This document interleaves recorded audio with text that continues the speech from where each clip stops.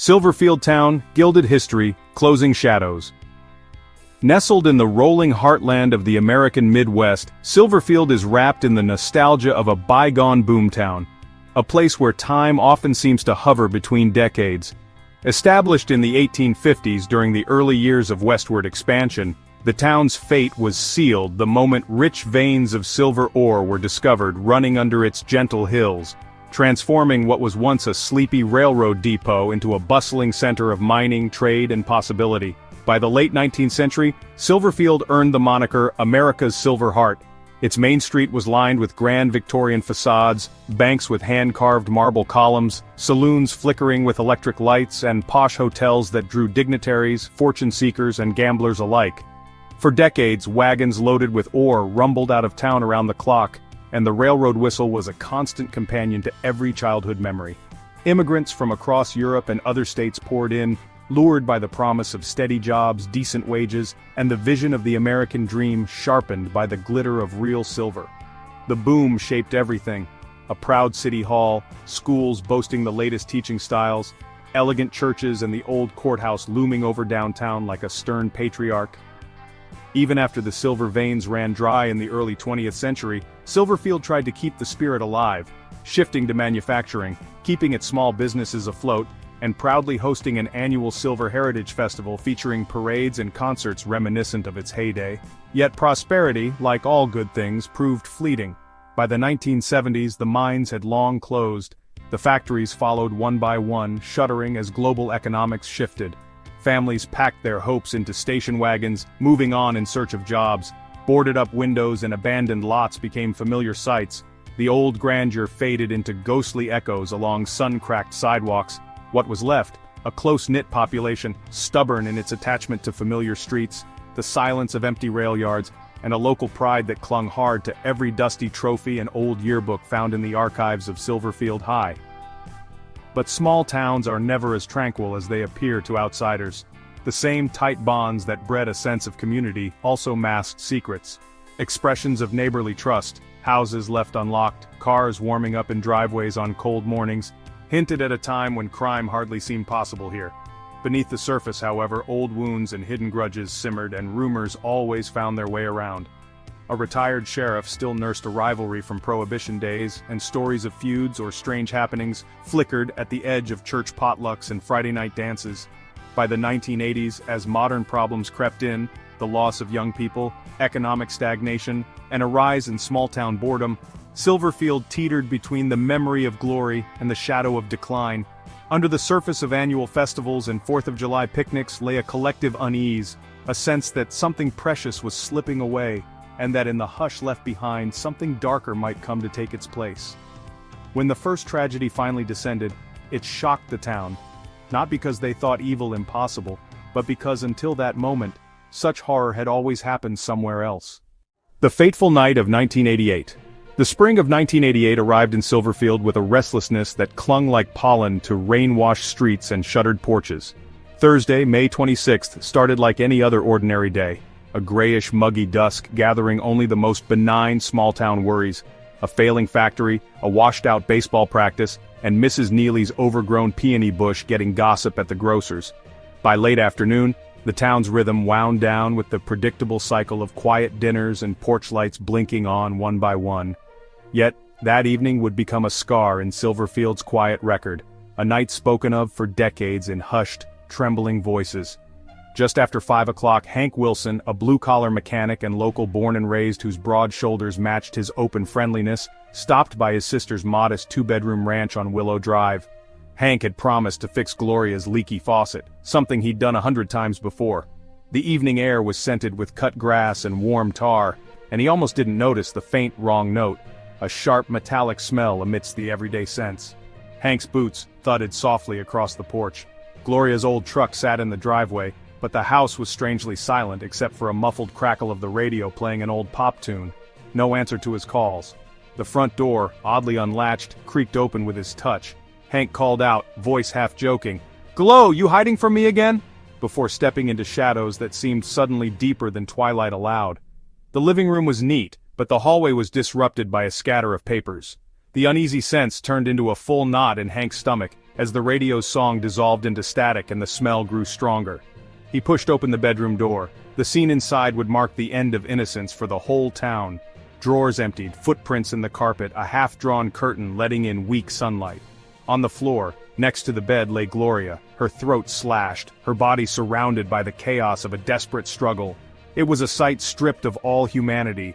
The room's personal touches, a pair of tap shoes, a family photo, a birthday card from her little brother, now forever haunted. Hank stumbled backwards, heart racing, bile rising before the instinct to help overrode his terror. He fumbled with shaking hands for the rotary phone only to remember there was no line, so he sprinted, hoarse with panic, to the nearest neighbor and pounded on the door. "Help! Somebody killed my sister!" Police cars swept onto Willow Drive by dusk, blue lights spinning against the leaning maples. Chief Randall arrived minutes later, followed by curious, frightened neighbors peering from driveways. The investigation began with grim efficiency. Officers roping off the yard, cataloging every stray thread, every partial footprint in the muddy yard. The details were chilling. Gloria's shirt pulled upwards, defensive wounds on her arms, blood spattered across old wallpaper. There was a single clear right-handed palm print on her thigh and a partial fingerprint on the doorknob. Despite the violence, nothing appeared stolen. Her purse stayed untouched on the vanity, her few pieces of jewelry still stacked in their box. Rumors flared quickly in a town where everyone assumed locked doors were for city folk. Speculation rose. Had a drifter come off the highway? Had someone in town finally cracked under old grudges? The next few days blurred into grief and interrogations, with church bells tolling low at Gloria's funeral, and every set of headlights after dark, raising hairs on the necks of Silverfield's most rational citizens. It would take years for everyone, especially Hank and the few remaining family, to sleep soundly again. That night, hope in Silverfield took on shadows it would never fully shake. The cold-blooded crime scene and mysterious traces. The crime scene on Willow Drive became the center of both professional scrutiny and small-town legend. When the Silverfield Police Department arrived, their boots sank into the soft spring earth, leaving sharp prints that would soon mingle with the barely there traces left by the killer. Patrol cars stationed under trembling maple trees threw blue light into the shadows, illuminating a view that would haunt every officer present for years to come. Inside, the Wilson home felt frozen in an unnatural silence. A half-eaten sandwich on the kitchen counter, shoes lined up by the back door, the radio humming static that seemed almost threatening in the charged air. The victim, Gloria Wilson, was found sprawled beside her bed. Her body told a story of rage and desperation. 26 stab wounds, varying in force and depth, covering her torso and arms. Bruising and defensive cuts on her forearms showed she fought back with every ounce of strength, refusing to yield even in her last moments. The brutality shocked even seasoned responders. Silverfield's officers weren't accustomed to blood on their hands beyond hunting accidents or an occasional bar brawl. Evidence, as always, was elusive. There was no sign of forced entry, doors habitually left unlocked in this trusting neighborhood, and nothing appeared to be missing. Gloria's jewelry box remained untouched, coins still on the hallway table, yet drawers in the bedroom were spilled open and papers littered the floor, as if the killer had searched for something or feigned a burglary. Two key forensic clues emerged: a right-handed palm print, stark in blood on Gloria's pale thigh, and a partial fingerprint smudged onto the brass doorknob. Both would be catalogued, photographed, and entered into databases, though in this pre-digital era, their value was more hope than certainty. Blood spatter painted the wallpaper in jagged arcs, the carpet squished underfoot. The coroner's initial estimate placed the time of death at approximately 3 p.m., matching the silent block of hours when neighbors recalled hearing nothing out of the ordinary. The neighborhood's regular rhythms, dogs barking, sprinklers ticking, children's bikes clattering, had not hinted at the horror behind Gloria's drawn curtains. In the coming days, the crime scene would be combed for every scrap of evidence: loose fibers, footprints, a single hair clinging to the closet hinge. Nothing definitive emerged. The muddy footprints on the porch were too blurred for comparison. The palm print, right-handed and large, did not match anyone close to Gloria. Rumors began to swirl: speculation about drifters, a jealous lover, retaliation from Gloria's past. Yet the facts were thin, leaving a vacuum quickly filled by fear and wild theory. For Silverfield, the horrifying tableau in Gloria's bedroom marked a grisly first. The children's laughter on Willow Drive fell away, replaced by whispered conversations and anxious looks over shoulders. Women double-checked their locks, and fathers kept bats by their beds. In a single bloody evening, Silverfield lost more than its innocence. It lost the certainty that evil was always somewhere else. Doorways of error and opportunities for evil. In Silverfield, the simple act of leaving the front door unlocked was a tradition as familiar as the morning paper on the porch or the whistle of the passing train. On Willow Drive, families were workers, teachers, and retirees, proud of their clean lawns and neighborly bonds, the kind of place where no one thought twice about letting a screen door swing open on a balmy spring afternoon. The Wilsons' neighborhood was a snapshot of the American working middle class, built on routine and trust, with homes side by side and voices often carrying clear across yards during cookouts and 4th of July fireworks. It was this very sense of security, a shared belief that nothing bad ever happens here, that proved disastrous on that fateful day in 1988. Gloria Wilson, like most, didn't bother with the front lock during daylight hours. The trusting habits of Silverfield, itself cushioned by a long history of peace, had made the household vulnerable in ways no one was prepared to imagine. Such openness was not only a quirk but a culture, reinforced by decades without major incident. Dads left car keys out for the paperboy, tools stayed on back porches for anyone to borrow, and kids roamed between houses until supper. This was the world Gloria lived in, a world blissfully ignorant of lurking danger. The killer used this very window of opportunity, a door left unlatched, a house momentarily empty but for the droning of a radio and a young woman catching up on precious moments of rest. Sliding in through the open entry, he maneuvered quietly, avoiding any detection. Years later, detectives and journalists would dissect this tiny oversight, a handle not turned, a night chain not fixed, a family's undocumented faith in goodness. How fragile, in the end, was Silverfield's bubble of safety? After the murder, the shift was immediate and irreversible. Porch lights that once flickered for ambiance now stayed on well past midnight for security. Locks that had once gathered dust were checked and double-checked. The old neighborhood rituals were replaced by caution. The clack of deadbolts, curtains pulled tight, anxious voices at the hardware store inquiring about alarm systems. Mothers gathered on sidewalks with grim faces instead of gossip, exchanging hushed concerns about who might be next, and what simple mistake could open the door to unspeakable evil again. For the first time, Silverfield came to terms with a hard truth. That evil does not always wear the face of a stranger, nor does it require a battering ram. Sometimes all it takes for darkness to steal in is a single, ordinary door left carelessly ajar. Family turbulence and community shockwaves. The aftermath of the shocking murder in Silverfield sent ripples of grief and fear that forever altered the fabric of both the Wilson family and the wider community. For the Wilsons, the loss of Gloria, so sudden, savage, and inexplicable, was a wound that would never quite close. Her mother, once the cornerstone of every family gathering and holiday tradition, became withdrawn, speaking little and moving as if ever carried by the weight of sorrow. Jimmy, the youngest brother, struggled daily with survivor's guilt, replaying imagined scenarios where he could have protected his sister. His laughter, so common in the kitchen or out on the ball fields, was replaced by long silences and eventually the dark spiral of depression. Unable to sleep or focus at work, Jimmy ultimately relocated to another state, trying to outrun both the whispers of tragedy and his own fractured reflection. Gloria's boyfriend, who had been planning their future and sharing dreams of a house, road trips, and perhaps children, could not cope with the sudden abyss where hope had been.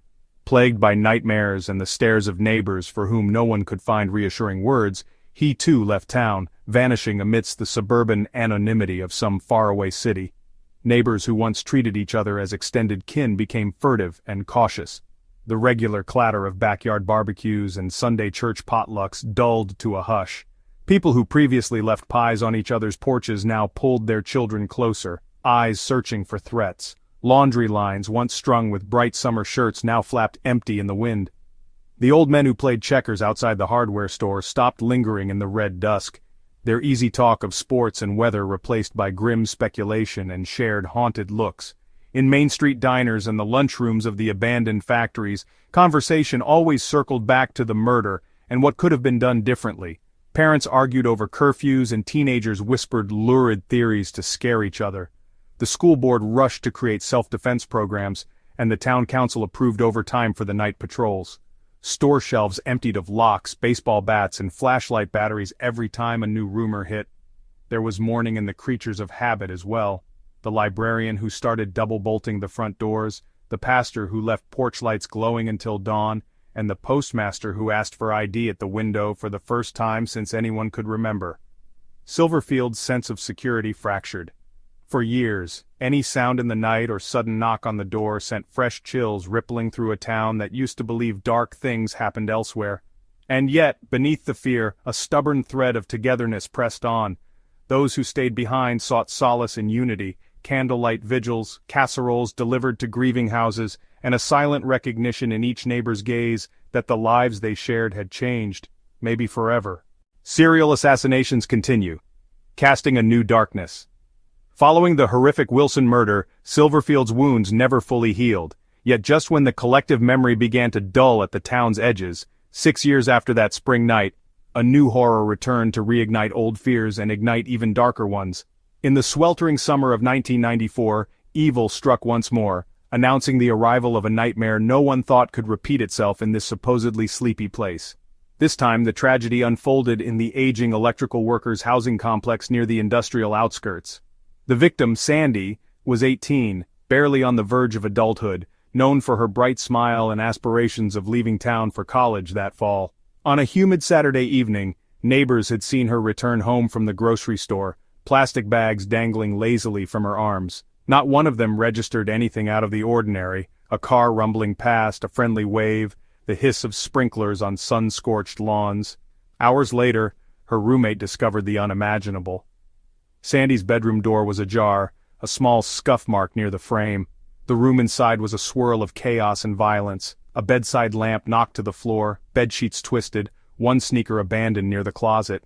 Sandy's body was draped half on the mattress, half off, her face frozen in a look that blended fear, disbelief, and an unspoken question, why me? Police arrived quickly, the memory of the Wilson murder still haunting their training and procedures. They found a scene chillingly reminiscent, excessive force, evidence of a close struggle, multiple stab wounds, and signals of meticulous planning. There were no clear signs of forced entry. The lock appeared tampered with yet undamaged, suggesting expertise or perhaps the help of a simple tool. Sandy's belongings and cash were untouched, her jewelry box closed on the dresser, and her college entrance essay still marked with red pen beside her pillow. What rattled the investigators most, beyond the loss of young life, was the professionalism. The way the scene was staged, the deliberate avoidance of leaving easily traceable evidence, and the harsh realization that this may not have been the first or last time the perpetrator would strike. Neighbors told stories of shadowy figures seen near the laundry shed late at night and dogs barking at empty spaces between apartment blocks. For weeks, the air hung thick with suspicion. Every unfamiliar car and late-night noise raising alarms in a community turned vigilantly paranoid. As Silverfield's residents huddled behind bolted doors and curtains, police and the FBI pored over microscopic evidence and old case files, searching desperately for a link, a common thread between Sandy's case and the murder from years prior. Fear spread not only among families but also among students, teachers, shift workers, and just about anyone with a loved one out of sight after dark. Town meetings grew tense. The local paper, once focused on civic awards and church events, now featured stern warnings, sketches of persons of interest, and pleas for information. In barbershops, diners, and Sunday services, speculation took root. Was the same killer back? Had they ever truly left? Why did no one hear anything once again? Even skeptics began to accept a grim reality, that Silverfield, so proud of its small-town safety, had become a hunting ground for a cunning, remorseless predator. Life no longer moved on the familiar tracks of routine. Instead, the town vibrated with constant, raw unease. What they did not yet know was this crime would mark only the beginning of a chilling new chapter, one that would ripple through the years, deepening the town's collective darkness and threatening to unravel its sense of community altogether. The surge of cases and horrific memories. The years spanning from 1998 to 2002 in Silverfield became infamous as a relentless, nightmarish chapter in the town's modern history, a stretch of time that even the oldest residents shuddered to recall. What began as a lone, lurid headline soon spiraled into a pattern too chilling to be coincidence. The initial shock faded into a sustained tension. Before long, everyone seemed to be watching, waiting, and whispering about who might be the next target, and why. Every detail, every date was seared into collective memory. The first murder of this dreadful series happened in the late fall of 1998. The victim, Bethany Pierce, was a grade school teacher beloved by her students for her gentle voice and quirky habit of riding her bicycle with a sunflower basket. She was last seen leaving the elementary school after a late afternoon of tutoring, the early twilight settling as she rode off, head held high. When Bethany didn't show up to teach the next morning, her landlord found her apartment door slightly ajar. Once again, the symbol of familiarity betrayed. Inside, the scene was disturbingly similar to older, unsolved cases, signs of a violent struggle, multiple stab wounds, and nothing stolen. A single long dark hair was found clinging to her wrist, though Bethany was fair-haired herself. Police worked the case exhaustively, but the evidence trail quickly ran cold. Over the next 4 years, the attacks followed a twisted rhythm, each victim unique, yet tragically connected through circumstance and violence. Sometimes the crimes happened in broad daylight, sometimes in the dead hush of night. The killer's consistency was as frightening as the randomness of his selection. Among the town's most searing losses was the kidnapping and murder of 8-year-old Emily Carter in the spring of 1999, a case that sent the entire county into disarray. Last seen playing hopscotch outside her home, Emily's disappearance triggered Amber Alerts, statewide searches, and wall-to-wall news coverage. Days later, a search team found her body in a wooded area just beyond Silverfield's outermost farmhouse. The discovery fractured the small town's illusion of safety for children, especially since there had been no sign of forced entry or screams. The girl had simply vanished, as if the evil that stalked Silverfield could slip in and out without a trace. The eerie, clinical brutality of the crimes came to define the era. One victim was a local waitress closing up the diner after midnight, her life cut short before the cash register was even locked. Another was a teenage babysitter. Police found her room in chaos, with a clock knocked off the nightstand and the television still flickering static. Older women, younger girls, no age, background, or neighborhood seemed to matter. Each scene showed the same shocking hallmarks: rage-driven wounds, indications of a struggle, and almost always some minor detail out of place: a picture frame turned face down, a single shoe missing, the faint scent of unfamiliar cologne. Silverfield's fear shifted from generalized anxiety to something darker and more primal. Gone were the days when families spent long summer evenings on front porches and children roamed the sidewalks until dusk. Now, every sunset brought with it a subtle curfew. Residents triple-locked their doors, installed spotlights, and formed impromptu neighborhood watches. Though deep down, most knew these rituals barely scratched the surface of their growing dread. The police, once regarded as friendly regulars who directed traffic and chatted at the local diner, suddenly became objects of frustration, scrutiny, and desperate expectation. Task forces cropped up overnight, supported by state authorities and even drawing in FBI profilers from out of town. Special flyers were posted on telephone poles with grainy sketches of persons of interest and reward offers that climbed with every new tragedy. Community meetings, previously sparsely attended and focused on potholes or school board vacancies, now overflowed with anxious parents, sleepless citizens, and lines of reporters hoping for sensational soundbites. Despite these efforts, an unshakable sense of futility crept in. The killer always seemed a half-step ahead, adapting his methods just enough to evade detection but never relinquishing his horrifying signature. After each attack, rumors multiplied. Some theorized an outsider was preying on the vulnerable, a drifter passing through, or perhaps a trucker with no roots but plenty of time. Others insisted the monster must be hiding in plain sight, someone they all knew, who watched from the crowd at candlelit vigils and graduation ceremonies. Familiar faces were suddenly suspect. The trauma of the spree didn't just scar the direct victims' families, it unraveled the subtle, invisible threads that usually held small towns together. School counselors were called in en masse, offering crisis hotlines and group therapy workshops in the hopes of stemming a quiet tide of depression and paranoia among children and teens. Churches opened their doors every night for prayer circles, while teachers watched for tremors of trauma in every classroom eye. At the grocery store, the post office, and even beneath the bright lights of football games, conversation always circled back to the killings. What was the connection? How could they keep their children safe? Was evil truly among them, or was something even worse at work, a curse, a reckoning, or some unfathomable darkness rooted in their past? Hardest of all to bear was the lack of answers. Each new victim brought a fresh wave of horror, but also a strange, creeping numbness. The regular rituals of grief, funerals at the Lutheran and Baptist churches, casserole drop-offs at the homes of the bereaved, letters of condolence in the local paper, seemed never-ending, exhausting the entire town's capacity for consolation. People began to refrain from mentioning the victims' names above a whisper, as though keeping silent could somehow keep death at bay. Yet, despite everything, life in Silverfield had to stagger forward. Shops still opened at 7, teachers still taught ABCs, families attempted awkward birthday celebrations. But fun had a brittle edge, and laughter often trailed away into a hush whenever a shadow passed by the window, or when a neighbor failed to answer the phone at an expected hour. The psychic toll on the town's collective memory was enormous. The simple act of living carried the perpetual burden of what if, and will it happen again? Parents became hyper-vigilant, policing their own anxiety as much as their children's behavior. Former friendships drifted apart under the strain. Unexplained absences or minor disagreements could quickly blossom into suspicion, isolation, and rumor. As the years ticked by and the killer persevered, a kind of tragic folklore started to emerge. Ghost stories spun out of truth and fear. Residents swore that a particular set of wind chimes would ring if the murderer was passing by, or that certain dogs howled only for the lost souls of the slain. Teenagers dared each other to visit the edges of the old woods, or to walk alone at night past the houses where the murders had taken place.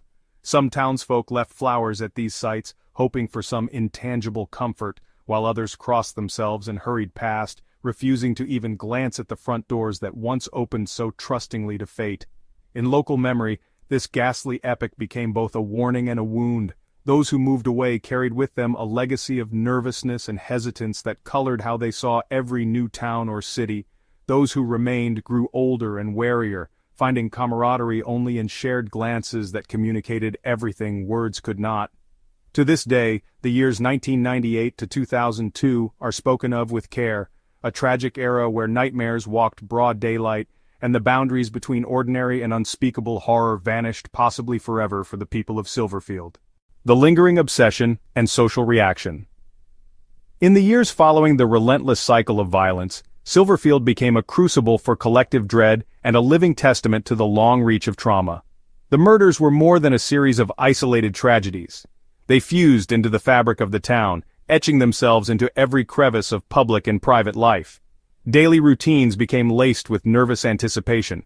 Residents who once greeted each sunrise with the comfort of predictability now found themselves second-guessing each simple act, leaving a window open, jogging alone, driving home after dark. The sense of community that once defined Silverfield fractured beneath the pale weight of suspicion. Neighbors no longer spoke freely over backyard fences or traded recipes on the front stoop. Whispers slithered through church gatherings, parent-teacher meetings, and checkout lines at the local grocery, each rumor feeding the next in a tangled web of conjecture. More than once, innocent people, visiting relatives, unfamiliar delivery workers, even lifelong residents with eccentric habits, became the targets of wary glances, whispered accusations, or outright avoidance. The psychological toll was palpable. Children, once given the run of the neighborhood until twilight, were now ferried everywhere by anxious parents. The hum of laughter at playgrounds dimmed. Sleepovers and summer campouts were canceled, replaced with monitored playdates in locked homes.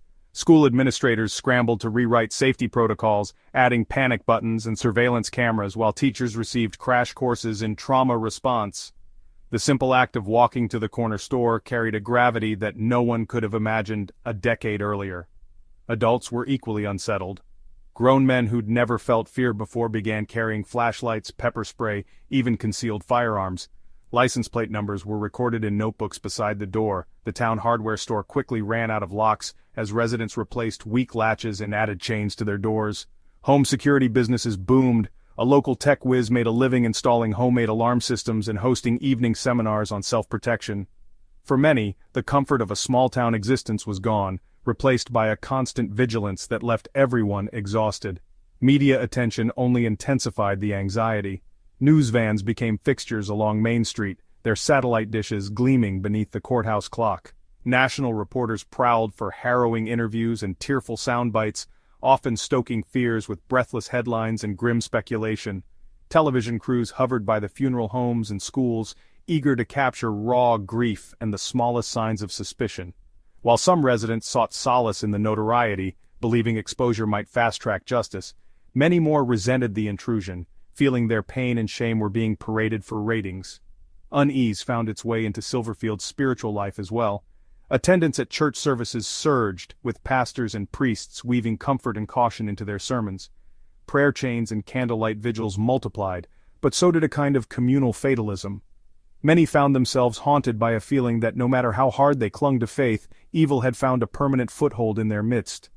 Amid these anxieties, conspiracy theories germinated in the darkness.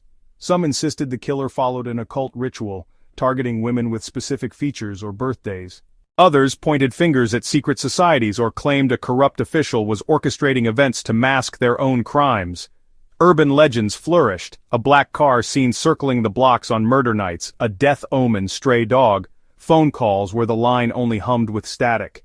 Each new theory took root in the fertile soil of fear, circulating between households until rumors sometimes blurred indistinguishably with remembered fact. Meanwhile, the social contract frayed. Volunteer groups, once vibrant, suffered losses as members were too afraid to meet at night. School events shrank or vanished, leaving banners and trophies to collect dust. The annual Silver Heritage Festival, once the high watermark of civic pride, was suspended indefinitely. Caution became the new tradition, and suspicion, rather than trust, the prevailing tone. For the families of the murdered and missing, grief congealed into a stoic endurance. Some went public, speaking bravely at press conferences, forming victim advocacy groups, or lobbying for stricter penalties and updated investigative tools. Others retreated, shuttered in their homes, windows curtained against the world's gaze. The everyday milestones, birthdays, graduations, holidays became reminders of absence, each celebration shadowed by the empty chair at the table or the untouched trophies on the shelf. Grieving parents and siblings stumbled through support groups with eyes that rarely met. Trauma was as much a shared language as any spoken word. Some residents attempted to reclaim agency amidst the despair. Neighborhood watch programs gained traction. Volunteers armed with walkie-talkies and clipboards patrolled streets at dusk. Community boards overflowed with flyers, lists of safety tips, sketches of possible suspects, and invites to self-defense workshops. Local journalists published investigative series pressuring law enforcement for transparency and answers. At the same time, skeptical voices questioned the competency of police, fueling petitions for outside intervention by state and federal agencies. Through it all, Silverfield wrestled with a profound identity crisis. Once defined by its friendly ease, the town was now a lesson in suspended trust, where every new face could be a threat and every familiar routine was haunted by what had come before. The pain was not merely individual, it was collective, woven into stories passed down to the next generation as both warning and cautionary tale.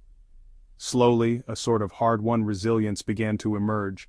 Survivors and advocates worked to keep memories of the victims vivid and honored, establishing scholarships in their names and planting memorial gardens in public parks. Schools began teaching emotional literacy, preparing students for the weight of collective trauma and equipping them to spot both danger and despair. Religious and civic leaders coordinated outreach for the lonely and bereaved, ensuring no one was fully abandoned to the isolating depths of sorrow. And yet for all these efforts, the legacy of the crimes was inescapable. A generation raised in the aftermath grew up more cautious and less trusting, but also fiercely protective of each other, and resolved to reach for vigilance over apathy. Even as laughter returned, hesitant and rare at first, some of the old innocence was irrevocably lost.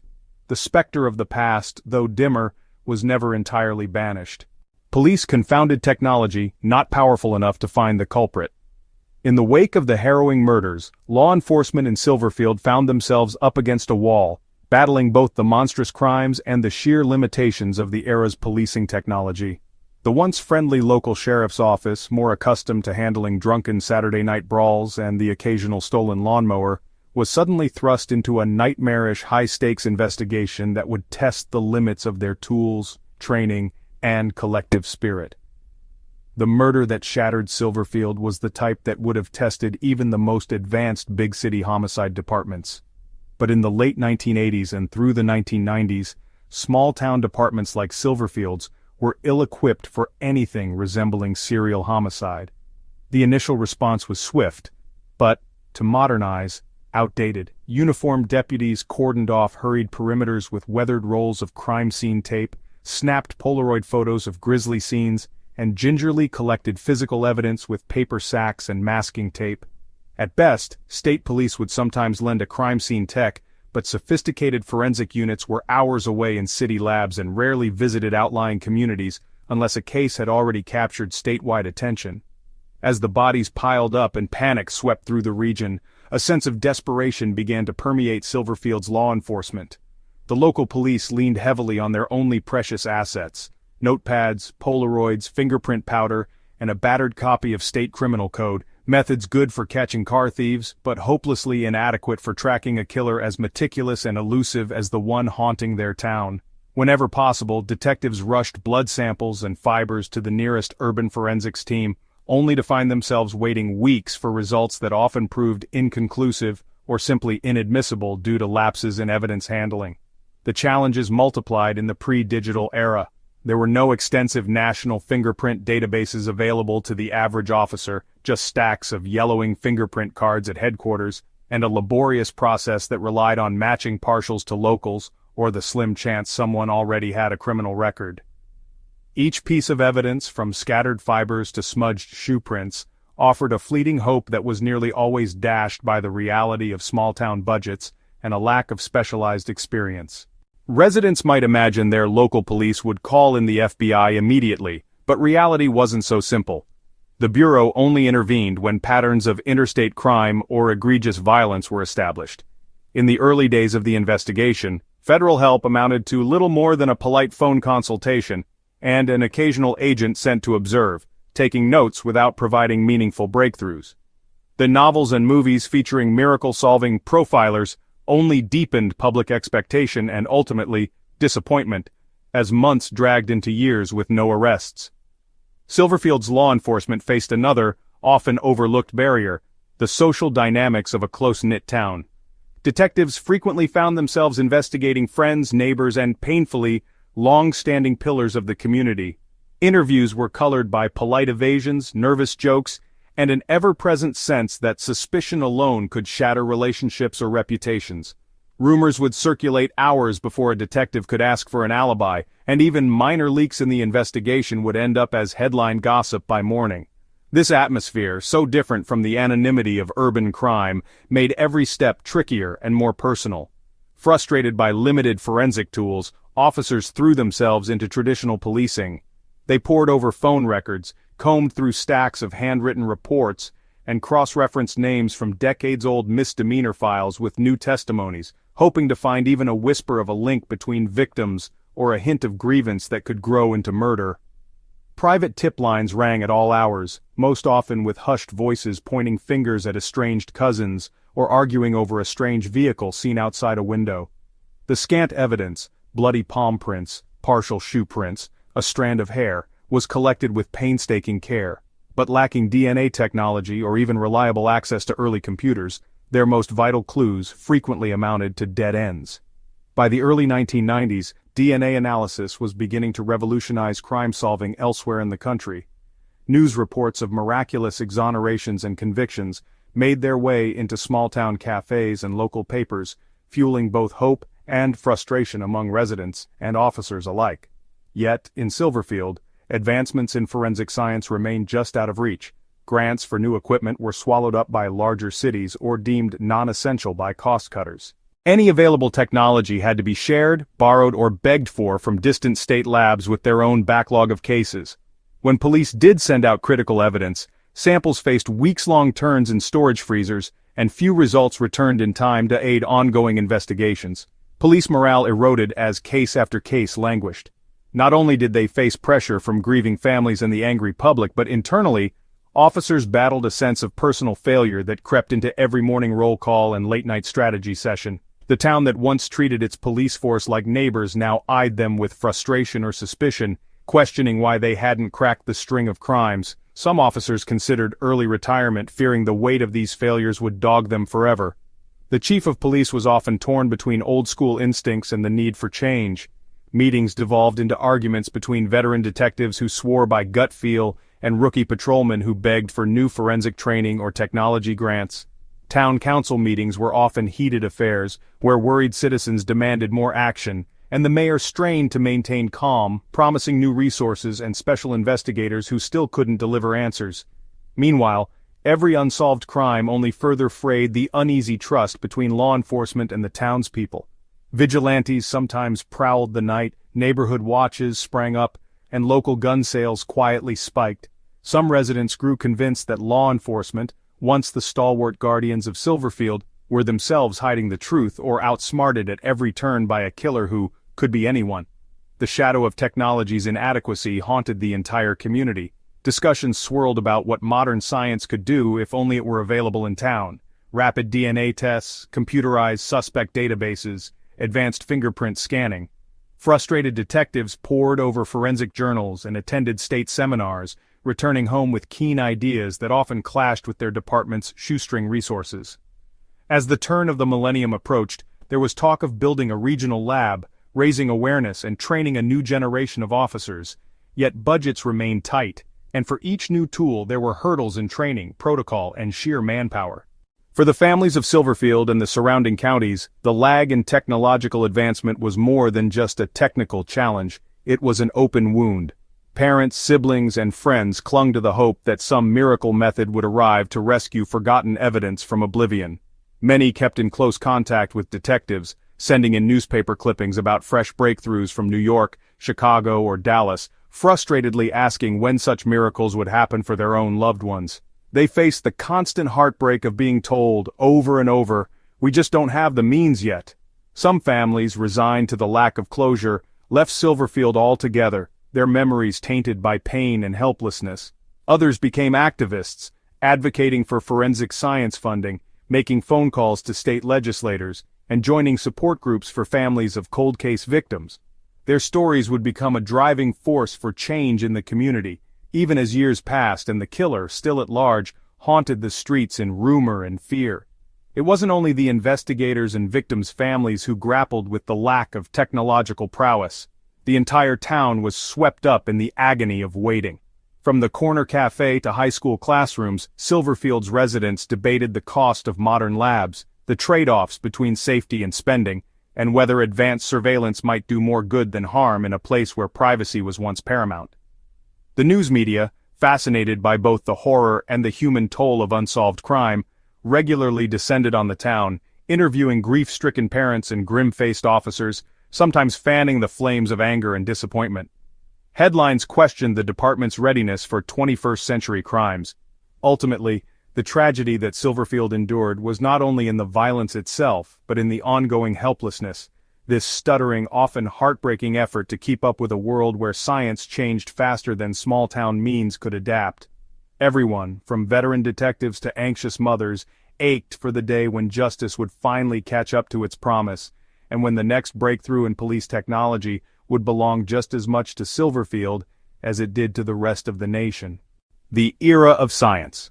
The turning point for adapting to a new age. The dawn of the 2010s brought a tremor of hope to Silverfield, a town not yet free from the darkness in its collective memory. After decades clinging to analog routines and outdated law enforcement tactics, the community made a leap into the scientific future, a move forged from necessity, hard-fought lobbying, and a lingering agony for answers. The construction of Silverfield's first modern forensic laboratory, equipped with state-of-the-art DNA sequencing technology and Y chromosome analysis, was more than a technological upgrade. It was a lifeline, a declaration that the town would no longer let itself be defined solely by fear and frustration. Much like the slow tectonic movements beneath the town's rolling earth, progress was neither instant nor easy. Years of bureaucratic wrangling preceded any physical bricklaying. City council meetings became battlefields for visions of the future. Some citizens bristled at the cost, questioning whether sophisticated tools belonged in a rural town better known for bake sales and band parades. But relentless pressure from victims' families, armed with newspaper clippings of scientific breakthroughs elsewhere, kept the discussion burning. Driven by advocacy groups, local journalists, and a new generation of police officers, the town carved out funding. Grant applications were written late into the night. Fundraising drives collected coins and checks from every diner in a 50-mile radius. By 2014, the long-awaited lab finally opened its frosted glass doors. Its arrival was as symbolic as it was practical. The building stood just past the old train depot, a gleaming contrast to the weathered bricks and faded hopes of Silverfield's main drag. Inside, Lab techs in crisp white coats worked side by side with local detectives, threading together decades of unsolved cases with faint traces left behind. Swabs of fabric, strands of hair, specks of blood once consigned to dead file drawers. The lab's first months were frantic, marked by an exodus of backlogged evidence, cardboard boxes, bagged clothing, slides, vials, all catalogued anew with the precision only digital systems could offer. The early findings were a bittersweet revelation. Many murders and attacks from previous decades were doomed to remain mysteries. Biological samples had degraded, evidence had been contaminated by well-meaning but untrained hands, chain of custody logs read like ghost stories rather than guides to truth. Yet, for several cases, especially those from the late 1990s and 2000s, the new techniques offered tethered signals of hope, the ability to sequence degraded or mixed DNA samples, to parse out markers for familial matches, and to digitally compare fingerprints on a national and eventually international scale, sent a ripple of anticipation through both law enforcement and the public. Silverfield's formerly frustrated detectives began to speak a new language: STRs, probabilistic matching, mitochondrial DNA, genetic genealogy. Suddenly a single unsolved case was no longer an island. Every bit of evidence could be cross-referenced with nationwide criminal databases. The laboratory partnered with national forensic networks, sending test results further than any local squad car could drive. A few early matches elsewhere in the state bolstered spirits as minor cold cases were resolved, sentences revisited, or innocent suspects formally cleared. But for Silverfield's oldest, darkest mystery, the rash of serial homicides and unsolved assaults, everyone knew the real test lay ahead. The evidence from those cases, now reboxed and handled with almost ceremonial reverence, became the focus of a new task force that combined seasoned investigators, forensic scientists, and even volunteer genealogists. It was as if the community collectively held its breath, waiting for the faintest thread that could be tugged free from the tangle of error and neglect. By 2016, hope crystallized into something tangible. Using advanced Y chromosome analysis, lab techs isolated a genetic signature from a partial bloodstain left at one of the 1990s crime scenes. A profile that had never been found in the state prison database, nor connected to known criminal entities. Rather than a dead end, this rarity proved revelatory. With the rapid maturation of genetic genealogy, Silverfield's lab collaborated with state databases and open-source genealogy platforms, tracing distant familial links that spiderwebbed out from the original YSTR pattern. Meticulous research and databasing, spurred by an unspoken promise to victims' families, began to bear fruit. The DNA profile nudged the investigators towards a web of interconnected families with roots stretching back generations across the county. Now every church record, census entry, and historical yearbook was mined, not just for memories, but for leads. Slowly, painstakingly, the possible pool of suspects shrank as the overlapping branches revealed relational ties previously invisible to the naked eye. Community fear, once so paralyzing, transformed into near-obsessive vigilance and a curious, hard-won solidarity. In a testament to the unpredictability of scientific advancement, it was the cross-reference of discarded evidence, a hair snagged on a closet hinge, the touch DNA on a single envelope, that provided the breakthrough. No grand chase, no melodramatic confrontation. Instead, the patient layering of data and context led police, for the first time in decades, to not just a theory, but to a name. The suspect's genetic signature fit seamlessly with the timeline, the victim's profiles, and the forensic details previously deemed insignificant. The moment the news broke, shockwaves rippled through Silverfield. Some felt vindication, others disbelief, and almost everyone a rush of tangled emotions, relief at the promise of closure, rage at the years lost, heartbreak for what could never be restored. Local schools reopened conversations about science and justice. Civics teachers walked students through the history they'd all lived, itemizing lessons in the power and limitations of forensic progress. At civic centers, elders and teens alike turned out for lectures on technology's impact, a community united not by dread, but by curiosity and a shared sense of resilience. The broader implications were profound and long-lasting. Faith in community institutions, which had eroded during years of frustration and suspicion, was gradually restored as the public witnessed the fruits of persistent, ethically guided science. Policies were revised. New laws mandated higher standards for evidence collection and storage, more rigorous training for officers and lab technicians, and wider avenues for victim advocacy. Grants poured in from state and federal sources, not just for Silverfield, but as a model initiative for other small, traumatized towns striving to bring darkness into light. Silverfield had learned, carved into its very bones, the price of falling behind in the ever-advancing race between evil and accountability. Embracing science did not erase its scars, nor did it instantly banish the primal fear left by years of violence. Yet it did what so many prayers and patrols could not. It gave the townspeople hope that the past, while never forgotten, could finally be confronted, understood, and, in some measure, atoned for through knowledge, vigilance, and collective courage. Revealing the truth. Judgment Day. As the lingering chill of the unsolved murders haunted Silverfield for decades, the dawn of a new era unfolded with the precision of science and the perseverance of an exhausted, desperate town. When David Kessler, a seemingly average grocer, quiet neighbor and family man, was finally unmasked in 2016, the moment was less like the crack of thunder and more a long, slow exhale after years of held breath. The revelation did not explode into the town so much as seep into every fiber of its being, diffusing through conversations in churches, whispers at the diner counter, and silent, sobbing embraces across countless living rooms. Kessler's arrest was a masterclass in modern detective work meshed with the dogged effort of a weary police force. It began with a minuscule, overlooked blood sample preserved from a crime scene nearly 3 decades prior, a sample that, thanks to advances in DNA extraction and the establishment of Y chromosome lineage tracing, had finally found its match in the expanding genetic genealogy databases. With the new lab in Silverfield humming late into the night, forensics teams cross-referenced the old evidence with family trees, narrowing their list until one name quietly blinked to the top. The day Kessler was brought in for questioning, the air felt electric with both terror and anticipation. A community united in hope that their nightmare might finally have an end, but terrified of what it would mean to look the face of evil in the eye. At first, Kessler showed the same stoic composure that marked his years behind the grocery counter. A polite nod, a measured glance, a voice never rising above a calm baritone. The detectives, some of whom remembered him bagging their eggs or asking after their mothers, approached with the dual burden of suspicion and heartbreak. The interrogation, painstakingly recorded, began with a walk through the past, old photographs of victims, locations mapped out on a battered town survey, evidence boxes yellowed by time. Kessler responded in clipped phrases, feigning ignorance or at times offering chillingly precise recollections of mundane details from decades ago. But the pressure of irrefutable DNA proof and methodical interviewing ultimately breached his composure. Over several grueling sessions, fragments of confession tumbled out.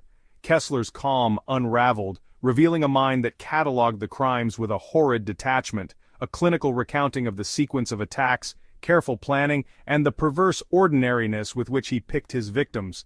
He admitted to targeting women at random, often choosing moments when routine left them most exposed.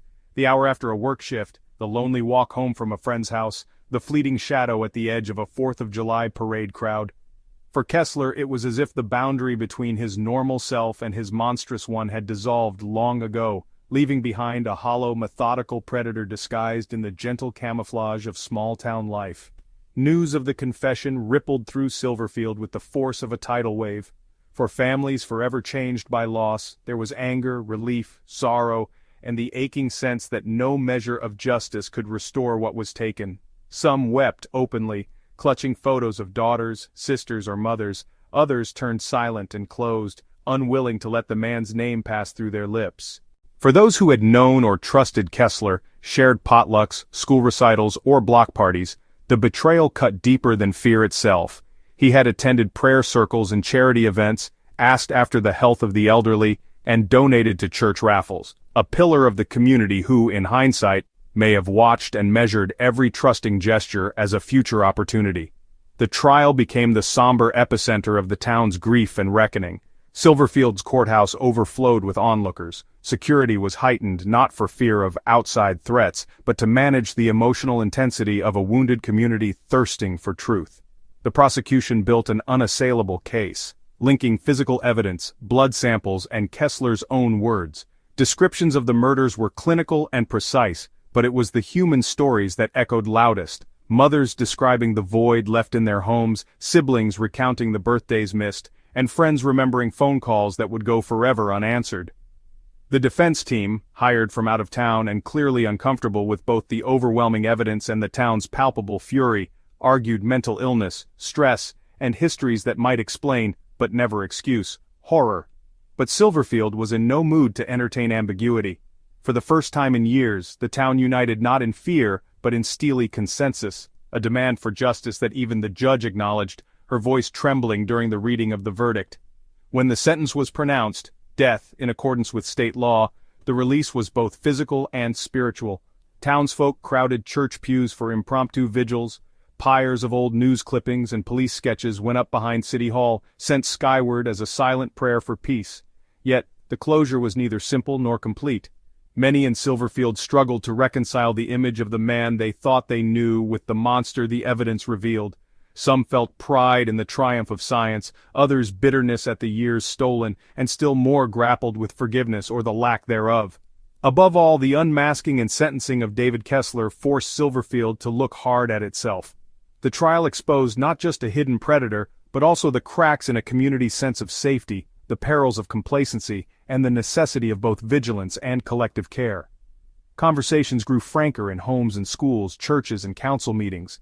Parents urged new caution, elders shared memories of old tragedies, and young people, raised in the era of suspicion, dared to imagine futures less haunted by uncertainty. Memorial scholarships were founded in the names of victims, the town's green spaces marked with quiet remembrances, and the annual Silver Heritage Festival, once cancelled in mourning, cautiously resumed, this time as a tribute to resilience and the hard-won peace for which so many had paid so much. In the end, the day of reckoning in Silverfield was not just a moment of legal closure but a charged communal act of bearing witness. Justice, after decades of waiting, brought with it sorrow, relief, and the sober hope that, at last, nightmares could be named, faces remembered, and healing, however imperfect, begun. Justice and remaining lessons for the small town. Few events mark a community quite like the slow, cathartic march toward justice after decades of fear and unanswered questions. Silverfield, a town once defined by its innocence, was forced onto a journey of reckoning as the final verdict echoed through its streets and memories. When the gavel fell and David Kessler was sentenced to death in 2017, the news did not spark jubilation or relief so much as a hushed, exhausted reflection. For many in Silverfield, this moment demanded more than closure. It required a reshaping of the very foundation upon which their lives, friendships, and routines had once depended. The consequences of the long hunt for justice radiated far beyond the courtroom. For families of the victims, the trial's conclusion brought a bittersweet end to their public grief. In private, many continued to grapple with loss, birthdays uncelebrated, empty chairs at family gatherings, phone calls, and laughter that would never return. Some parents and siblings found comfort in memorial scholarships and gardens, infusing the legacy of their loved ones with hope for future generations. Others preferred a quieter remembrance, closing doors to media and visitors, holding photographs or heirlooms close. A few, unable to escape the scars, moved away altogether, leaving behind a town that was as much a shrine as a home. The impact of the trial reverberated through every institution in Silverfield. Churches and synagogues offered prayers for healing, while counseling groups addressed the deep trauma inherited by survivors, children, and adults alike. Teachers altered their curriculums, weaving lessons in empathy, resilience, and crisis response into the school day. Local businesses contributed to victim support funds or sponsored safety seminars, cementing a shared sense of responsibility. For a town so long held hostage by fear and rumor, these small acts of unity felt almost radical, serving as daily reminders of communal strength and the possibility of redemption. Law enforcement, once the focus of so much frustration and suspicion, began the long work of rebuilding public trust. Police officers and detectives, many of whom had grown up in Silverfield or lost friends to its tragedies, participated in forums and open meetings, facing tough questions and listening to stories of fear and hope. They adopted new training focused on trauma-informed care, forensic best practices, and community outreach. The department sought collaboration with outside agencies, determined that no family would ever again be told that their case was beyond the reach of technology or attention. Even town governance changed. Policies about records transparency, crisis communication, and collaboration with state and federal agencies were rewritten after much debate and public input. Grant funding was redirected to support emergency response infrastructure, from security cameras in parks to improved street lighting and rapid alert communications for missing persons. Neighbors, no longer content to quietly mind their own business, started neighborhood watch programs, first aid classes, and after-school mentorship projects to reclaim a sense of ownership over their safety and future. Silverfield's youth, those who had come of age in the shadow of violence, were perhaps most marked by the saga. Many teens and young adults found purpose as advocates against violence, pursuing careers in social work, law enforcement, or psychology. Others turned to art, music, or writing to voice their pain, producing documentaries and essays that traveled far beyond county lines. The high school launched an annual Day of Remembrance and Resilience, blending memorial services with workshops on mental health, safety planning, and restorative justice.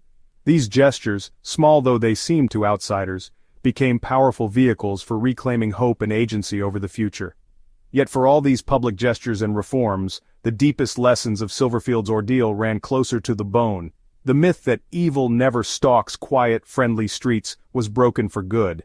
Families taught their children that trust must always be measured by caution, and that looking out for one another was a duty, never an afterthought. Bars and locks became as much a part of daily life as church bells and cookouts. Trust, once easily given, transformed into something hard-won and precious.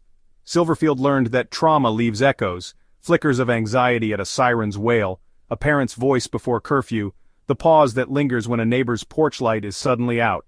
Still, the town's identity did not vanish beneath the weight of its past. A new, more complex resilience emerged. People gathered at farmers' markets, at summer fairs, and in communal gardens where they told stories, both of pain and of triumph. Survivors formed the moral backbone of civic life, insisting that collective care must always eclipse apathy or complacency.